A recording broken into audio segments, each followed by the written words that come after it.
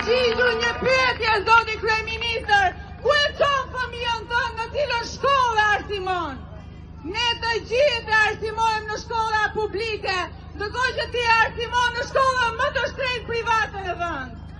Na the një përgjigje, zoti kryeministër, në cilën spital e mjekon djalin tënd, ndërkohë që ne fëmijët tani mjekojmë në spitale ku dergjen pa ilaçe. Sot ka marrë me vete edhe vajzën e vogël 5 vjeç, me shpresën se do na linin të protestonim qetësisht, por jo. Ajo sot u tmerrua nga dhuna e ushtruar nga policia e shtetit.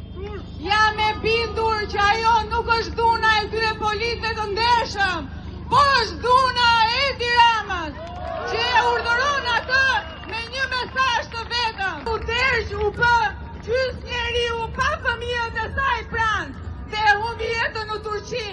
Sepse vendet o spitalet nuk kanë mjekimet e dura, që i detyron njerëzit që të hapin GoFundMe. Pra të gjithë shqiptarët bëhen bashkë për të ndihmuar njëri tjetrin. Ndërkohë që kur të morën një antar ministrie, i kanë paratë e vjedhura gati për të mjekuar. Kam humbur njeriun tim të dashur para 3 javësh. Nuk i kaloj ditët e fundit në Shqipëri me fëmijët e vet. Bëhet fjalë për mësuese në Korçë dhe asaj ja dedikoj kësaj thirrje. Ajo humbi jetën.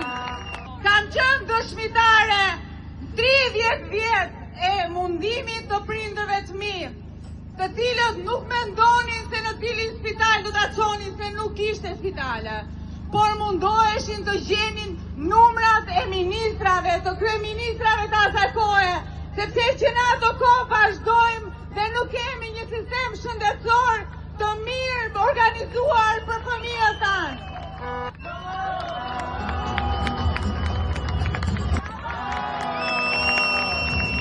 Nuk ka më një moment të dytë për të pritur, për të patur rrugë më të mira.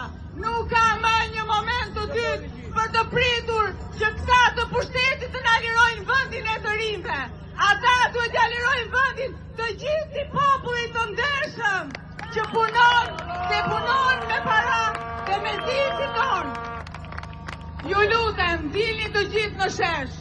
Kjo është një thirrje për të gjithë ata njerëz që sa zgjohen në mëngjes mendojnë se ku do t'i gjejnë lekët për të paguar dritat, se ku do t'i gjejnë lekët për të paguar shkollat e fëmijëve, qoftë çerdhes e fëmijëve shtetërore. Nuk ka më vend për të